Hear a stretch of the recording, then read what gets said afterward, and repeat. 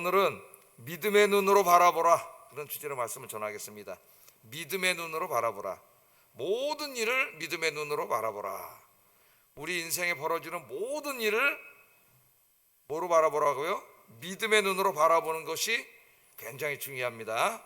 우리가 우리 이제 1년 안에도 많은 일들이 벌어질 텐데 이 일들을 믿음의 눈으로 바라보게 되면 어떻게 될까요? 긍정적인 인지 태도가 생깁니다. 그게 뭔지는 좀 이따 제가 설명을 할 거예요. 긍정적인 인지 태도가 생겨요. 긍정적인 인지 태도가 생기면은 우리의 모든 일에 대해서 감사하게 되고, 그다음에 원망하지 않고 기도하게 됩니다. 기도하게 돼요. 그러면은 기도의 응답을 받는 역사가 일어나요. 오늘 여기에 대해서 제가 말씀을 전하려고 합니다. 자, 이스라엘 백성들이 이제 광야 생활 중에 엘림을 떠나서 엘림과 시내산 사이에 있는 신광야에 이르렀을 때에 있었던 일입니다. 오늘 본문이. 자, 1절 한번 읽어보겠습니다. 시작.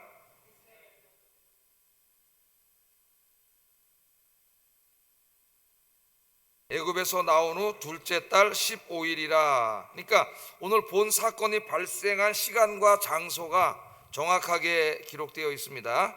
장소는 신광야, 광야이고 사막이죠. 때는 언제예요? 둘째 달 15일이라 이렇게 말하고 있습니다. 첫째 달 15일에 애굽을 떠났으니까 애굽을 떠난 지 얼마나 됐을 때요? 한 달 됐을 때, 한 달. 그건 굉장히 중요해요. 오늘 시간이 한 달 됐습니다. 떠난 지. 이제 신광야에 도착을 하게 됐어요. 자, 한 달이 지나니까 어떻게 됐겠어요, 여러분? 출애굽할 때에 이제 가족들이 뭐 이렇게 짐승이나 이런데 먹을 것 잔뜩 싸왔겠죠. 식량들을 이제 그 살던 장소에서 떠나지 않습니까? 그러니까 식량들을 실어가지고 이제 쭉 오다가 신광야에 한 달 만에 도착을 했어요. 자, 사람들이 갖고 올 수 있는 건 한계가 있는 것이죠. 계속 거기서 공급이 되지 않으면은 한계가 있습니다. 먹을 게 계속 떨어지는 거 아니에요. 그래서 이제 아마 한 달 정도 됐을 때는 식량이 거의 바닥이 났던 것 같아요. 근데 광야에 있었기 때문에 먹을 것을 구할 방법이 없습니다. 자, 식량은 다 떨어졌는데 먹을 것을 구할 수는 없어요. 여러분이 만약에 이런 상황이 있다면은 어떻게 하시겠습니까? 아까 우리 지도를 내가 해놨는데 지도 한번 펴보세요. 지도 한번 다시 켜보세요. 내가 미리 지도를 내가 만들어 놓고 키란 얘기를 못했었는데 잘 보이시나요? 신광야, 저 마라에는 쓴물이 있었죠. 그 다음에 엘림에서는 이제 오아시스가 있었죠. 잠깐 쉬다가 시내산으로 가는 중간에 있던 저 광야인데 저쪽에서 오는데 한 달 걸린 거예요. 한 달. 음식은 다 떨어지고 이제 먹을 게 없습니다. 자, 이런 상황이 있다면 여러분은 어떻게 하시겠습니까? 또 이런 상황에 직면하면 여러분 어떻게 하십니까? 어떻게? 절박한 상황이죠. 광야에 다 와 있는데 지금 거기서 뭐 어떻게 음식 구할 것도 없는데 음식은 다 떨어진 상태예요. 자, 이런 가운데 이스라엘이 어떻게 했냐면은 이렇게 했습니다. 그들이 2절 3절 한번 읽어봅니다. 시작. 이스라엘 온 회중이 그 광야에서 모세와 아론을 원망하여 그들에게 이르되 우리가 애굽 땅에서 고기가마 곁에 앉았던 때와 떡을 배불리 먹던 때에 여호와의 손에 죽었다면 좋았을 것을 너희가 이 광야로 우리를 인도하여 내어 온 회중으로 줄여 죽게 하는도다, 이렇게 말했습니다. 자, 한번 이 과정을 한번 생각해 보세요. 애굽에서 나오는데 음식은 가지고 나왔어요. 어느 정도는 이제 버티려고. 근데 이제 매일매일 먹지 않습니까? 매일매일 먹으면서 갖고 나온 음식은 점점 떨어지는 거죠. 그러니까 예를 들어서 여러분이 통장에 잔고를 어느 정도 해놨는데 어느 날 직장을 잃었어요. 근데 직장을 막 구하려는데 직장이 잘 안 구해져. 그러면 통장 잔고에 있는 걸 계속 줄이면서 이제 간다고 한번 생각을 해보세요. 어떻겠어요? 근데 여기 이제 다 떨어졌어요. 그러니까 아마 이제 그 양식이 떨어질 때 계속 기도했겠죠, 이 사람들이.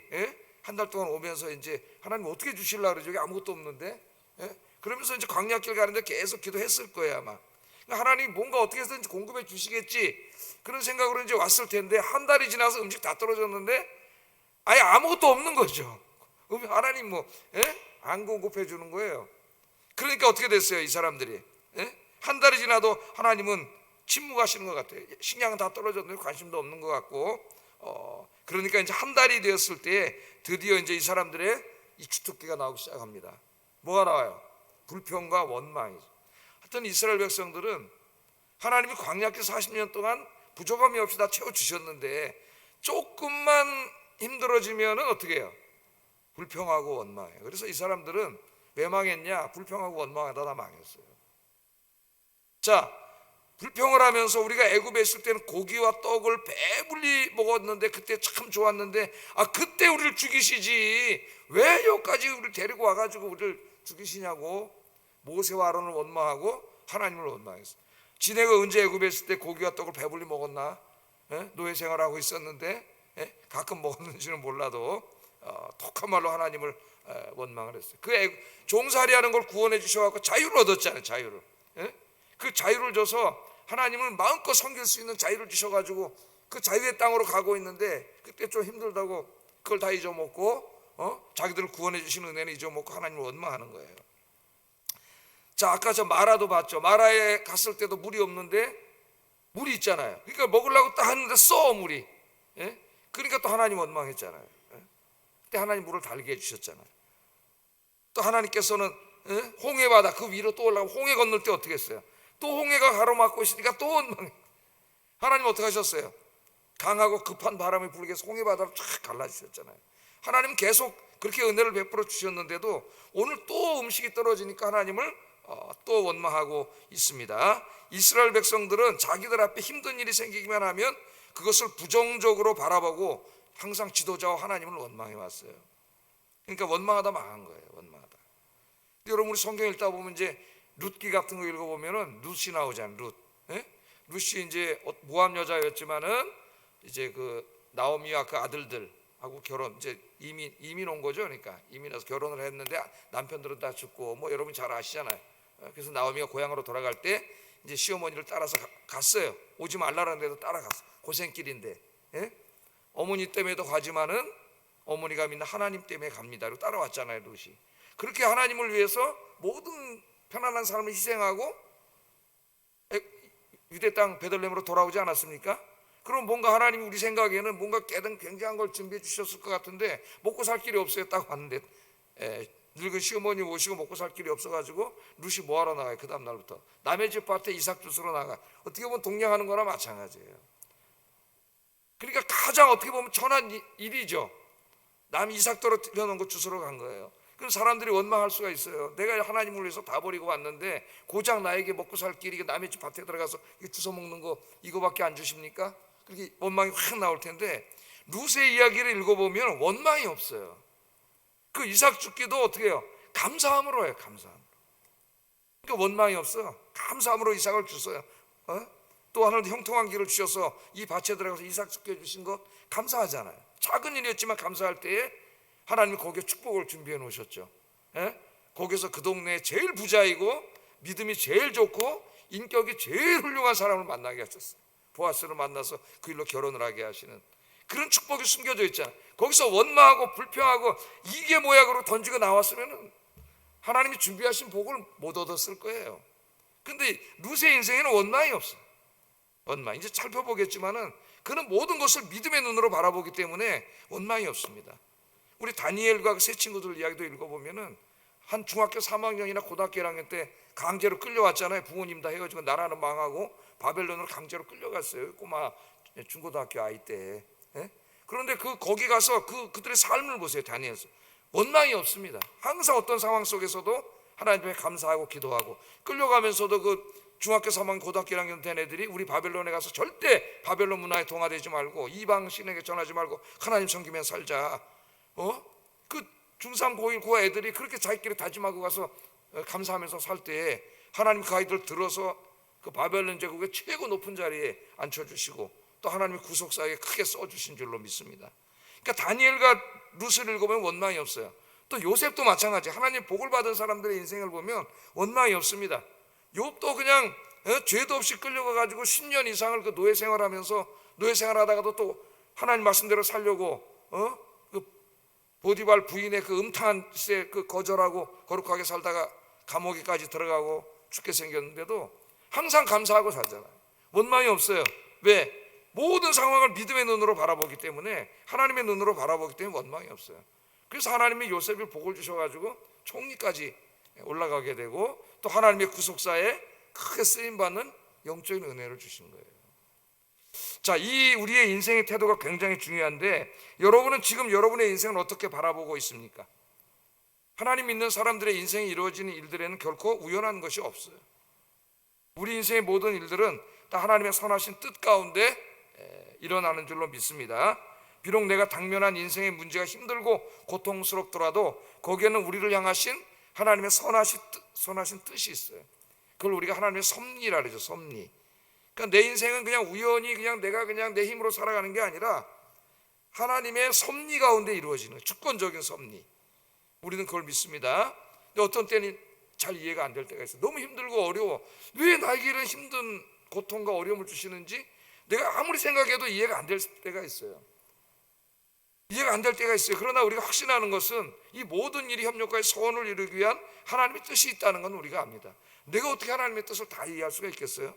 어떨 때는 이해할 때도 있어요. 하나님 이래서 주시는구나. 근데 어떤 일은 전혀 이해가 안 돼요.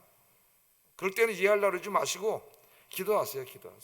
하나님이 살아계시고 분명히 하나님 선하신 뜻이 있음을 알고 기도하시는 여러분 되기를 주의 이름으로 축복합니다. 자, 아들러라고 하는 심리학자가 있어요. 가끔 제가 이 아들러에 대해서 이야기를 하는데 우리 젊은이들이 좀 이분의 책을 많이 읽었으면 좋겠습니다. 자, 이 아들러라고 하는 심리학자는 프로이트 또는 빅터 프랭클과 함께 세계 3대 심리학파를 이룬 정말 심리학에서는 위대한 심리학자죠.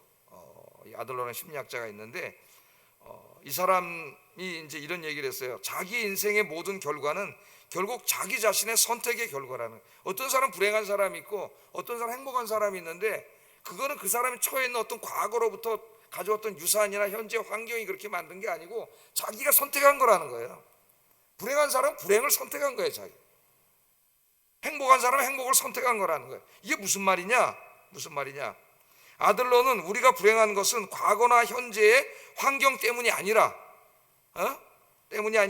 과거와 현재의 환경을 바라보는 우리의 부정적인 인지 태도 때문이라고 말합니다.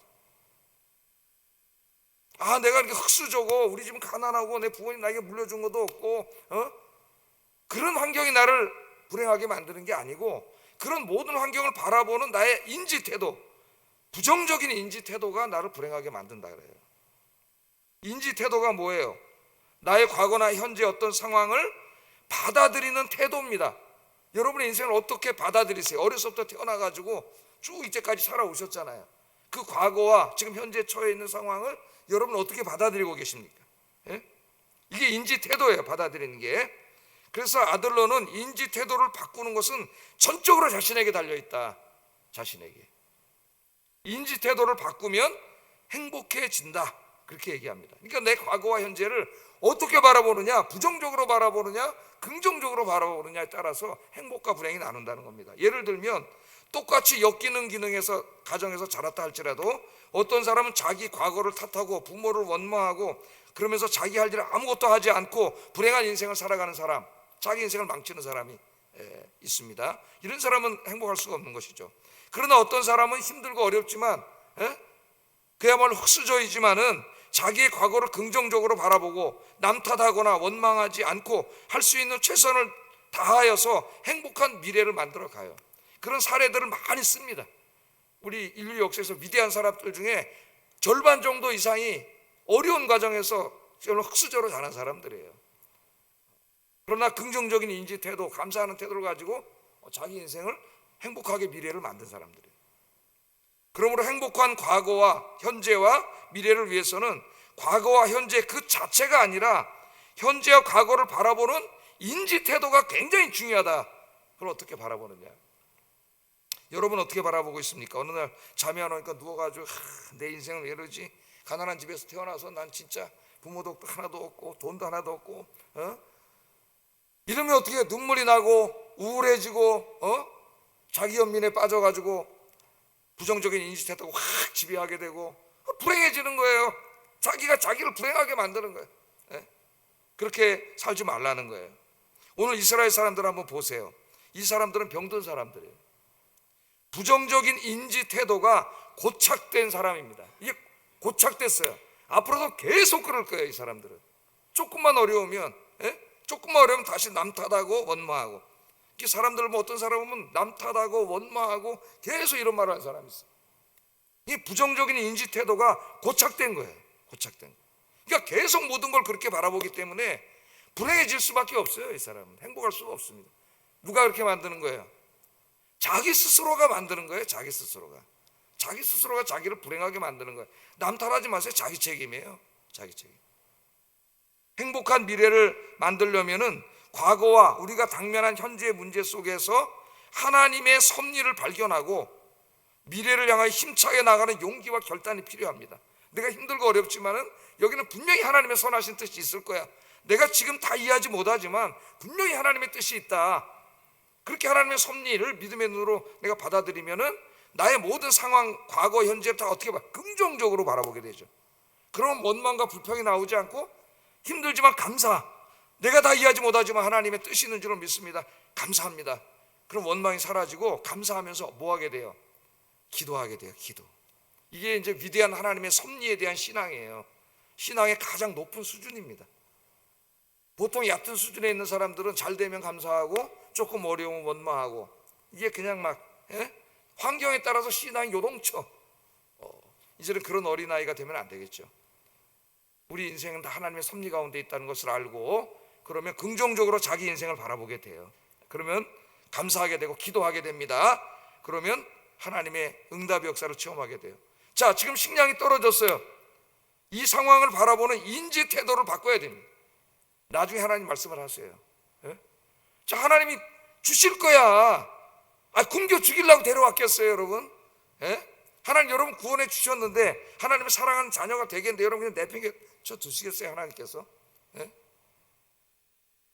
지금 식량이 떨어져 가면 하나님이 주실 거 아니에요. 그걸 믿고 그걸 긍정적으로 바라고 감사하며 기도해야 되는데 이 이후에도 계속 이런 태도를 보여요, 이 사람들이. 아까 제가 뭐가 고착됐다 그랬어요? 부정적인 인지 태도가 고착된 사람이에요. 이 영적인 질병입니다. 이렇게 된 사람은 기도해야 돼요. 기도하면 하나님이 고쳐주실 줄로 믿습니다. 치료해 주셔요. 행복과 불행은 자기가 만드는 거예요. 이 모든 것을 긍정적으로 바라보는 믿음을 가지면 행복해집니다. 어려움 가운데서도 행복하게 살 수가 있어요. 자, 그런데 이스라엘 백성들은 문제만 생기면 부정적으로 바라보는 거예요. 기도하지 않고 원망합니다. 원망, 불평과 원망이 입에서 툭 튀어나와요. 오늘 본문에 보면은 하나님이 그들이 원망하는 소리를 들었다는 말씀을 계속하셔요. 계속하셔요. 8절 말씀 보면은 모세가 또 이르되 여호와께서 저녁에는 너희에게 고기를 주어 저녁에 고기를 먹여주시려고 그러는데 그 아침에 그러고 있는 거예요. 고기를 주어 먹이시고 아침에는 떡으로 배불리시리니 이는 여호와께서 자기를 향하여 너희가 원망하는 그 말을 들으셨습니다. 또 9절에도 보면 모세가 또 아론에게 이르되 이스라엘 자손의 온 회중에게 명령하기를 여호와께서 가까이 나오라 여호와께서 너희의 원망을 들으셨음이니라. 원망을 들었다는 말, 하나님은 기도함을, 감사 기도를 듣기를 원하시는데 원망하는 말을 계속 듣는 거예요. 원망. 하나님 듣고 계셔요, 여러분 다. 오늘 아침에 잘 오셨어요. 여러분 기도하는 거 하나님 다 듣고 계신 줄 믿습니다. 원망하려 입이 툭 튀어나올 때 무릎 꿇고 기도하셔요, 여러분. 자, 원망은 우리를 향하신 하나님의 선하신 뜻을 부정하는 가장 큰 불신앙이에요. 하나님의 백성들의 모든 인생은 그 고통이라 할지라도 다 하나님의 선하신 뜻 가운데 있습니다. 그 고난을 통해서 하나님 계획하신 바가 있어요. 그것을 믿는 게 믿음이에요. 믿음. 그런 믿음을 가지면 긍정적인 인지 태도가 생겨요. 당연하지 않겠습니까, 여러분?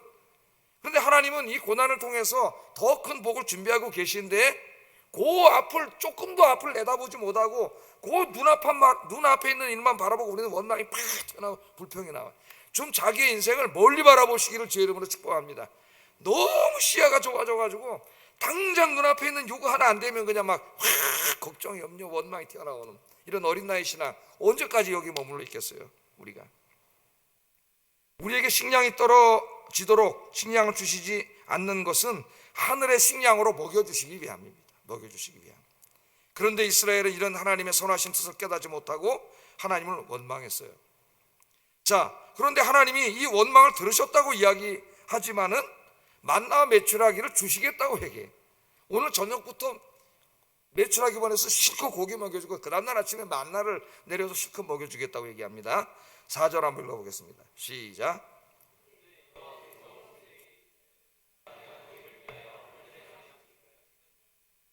백성이 나가서 일용할 것을 날마다 거둘 것이라. 12절도 읽어보겠습니다. 시작.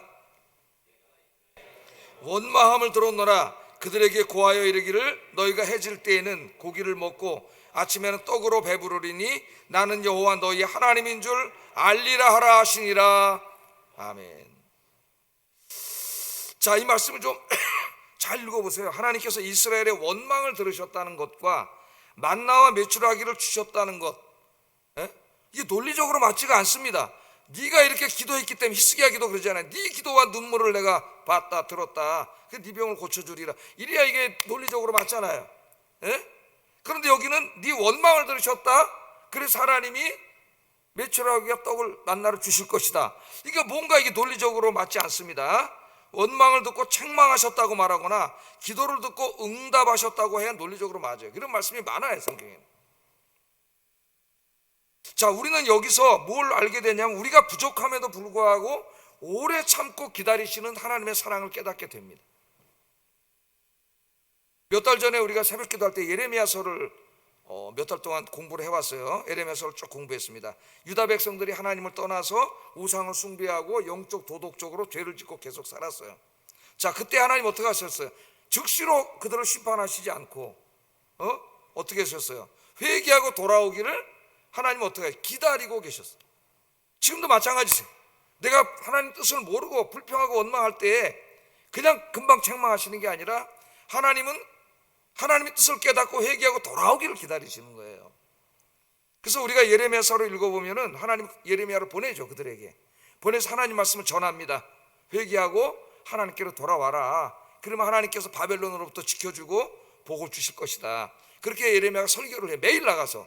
그런데 예레미야를 어떻게 때리고 감옥에다 가두고 네 말은 거짓말이다 그러면서 가짜 선지자, 거짓 선지자들 말 듣고 하나님이 다 뭐 평안하게 해줄 거라는 이런 소리나 듣고 하나님 앞으로 돌아오지 않아요.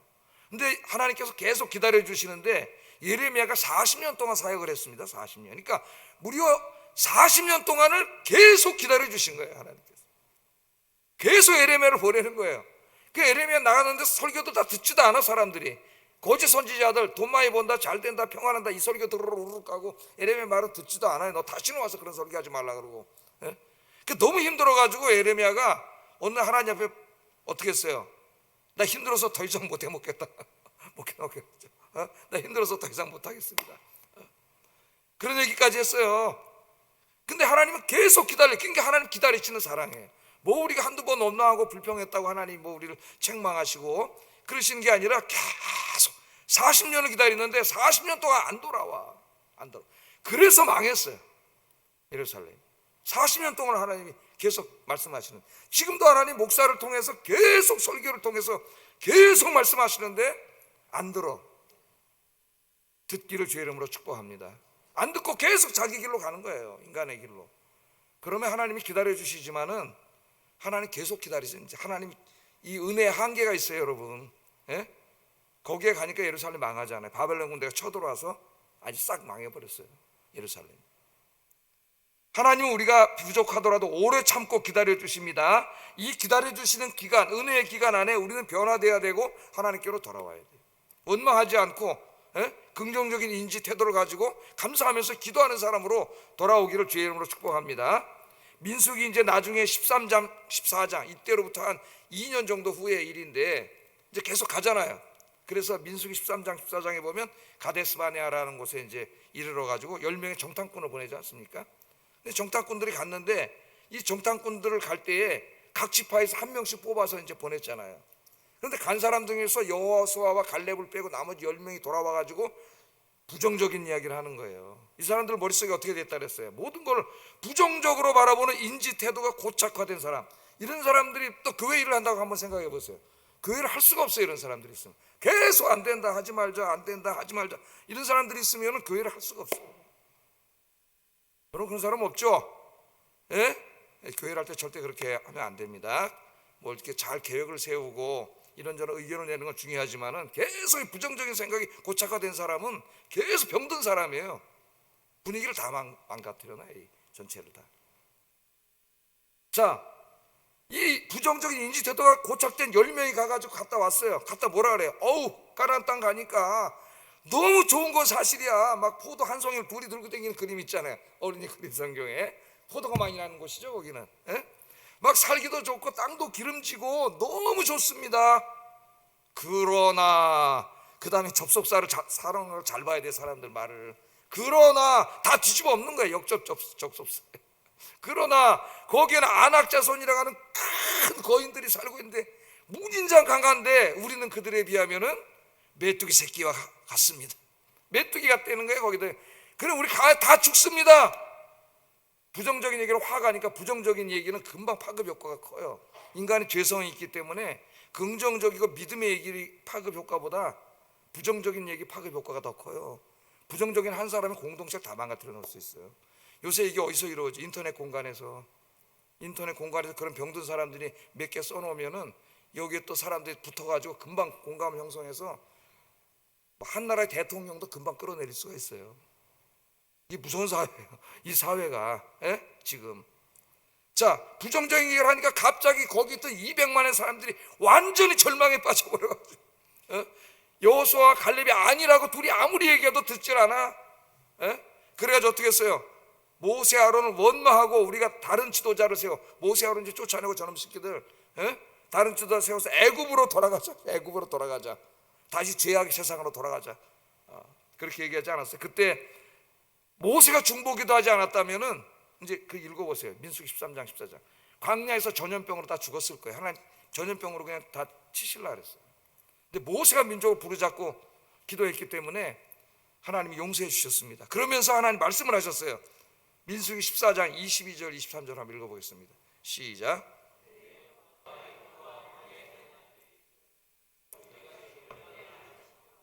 내 목소리를 청종하지 아니한 그 사람들은 내가 그들의 조상들에게 맹세한 땅을 결단코 보지 못할 것이요 또 나를 멸시하는 사람은 한 사람도 그것을 보지 못하리라.